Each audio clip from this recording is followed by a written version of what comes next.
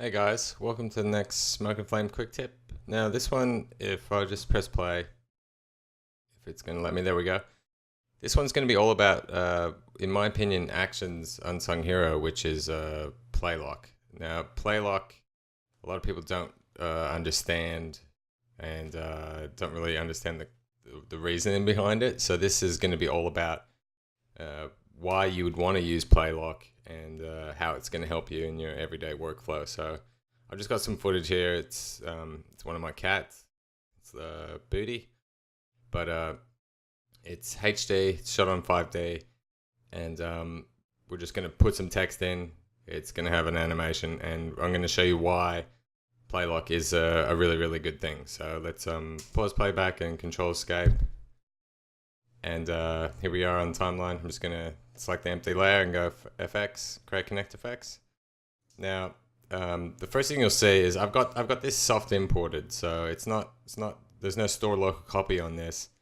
And the first thing you notice if you try and press play, it's pretty painful, and it's not good enough just to play this back while in action. It can really just bog things down and just be really annoying and really screw up your animations. And I mean, there's the other workflow will be to do an action before and then create an action here and pipe the action output from here to here, but I think that's unnecessary in my personal opinion. So this is just my implementation of how I use Playlock and why I think it's quite cool. So I'm just going to press A and grab an action, and then double click on my action, press escape, and just double click and drop some 3D text in.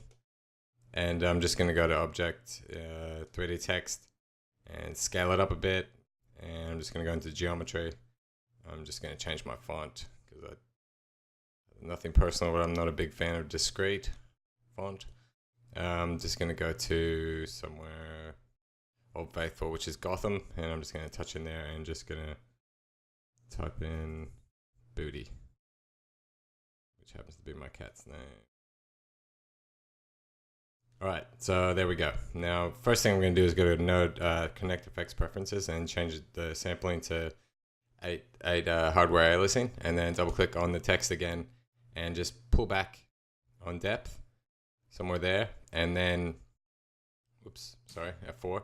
And then I'm also going to just go back to Node Preferences in rendering and turn on shading. So now we have shading happening. So I'm going to go Alt-2 again and then double click on the text. And the first thing I'm going to do, I'm just going to tweak the profile a little just to make it somewhat interesting. You know, that's good enough, right? So now this, what we're going to show you now is this is why Playlock is a really great thing. So I'm going to go to character axes, which is hidden inside of the text module. I'm going to go to the first frame, and with auto key still on, I'm just going to type in 90. Sorry, clear 90. And you see everything's rotated 90 degrees. So I'm just going to scrub along. You see it's kind of chugging away, and then just control click.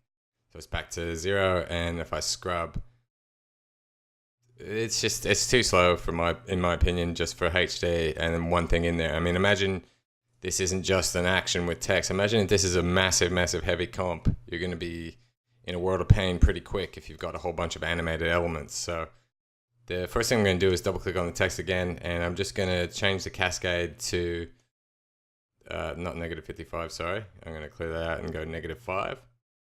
Try that again, -5. There we go. And again, scrub through, and it's doing it, but it's really painful to see exactly how this is going to play back without being real time, and then jumping out, pressing render, and seeing. But I mean, that's the whole point, is I don't want to have to do that. I just want to be able to scrub while I'm in there. So I'm going to double click in there again, and then go back to my node preferences, and turn on Playlock. And the way Playlock works is whichever frame you're parked on is going to be loaded from. This is again my understanding of Playlock, and from my experiences of it, is whatever frame you're parked on, be it frame 1 now.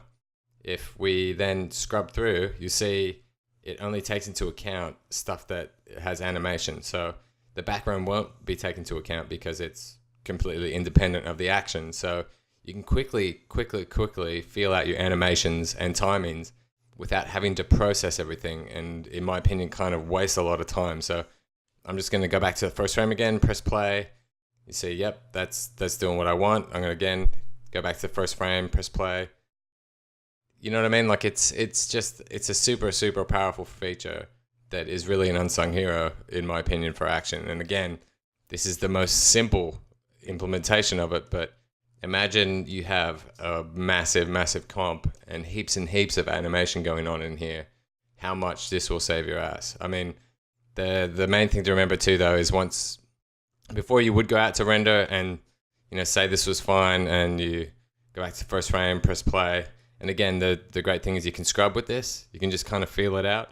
But say this was good and then you want to see it in motion, just make sure before you go back out to render, turn off Playlock, because that can bite you in the butt later as well, because you might come back to this and then go back in and go, why isn't stuff updating? So again, like I love Playlock. I use it all the time and I just thought I'd share that with you guys. So that's it for this quick tip. Stay tuned for more.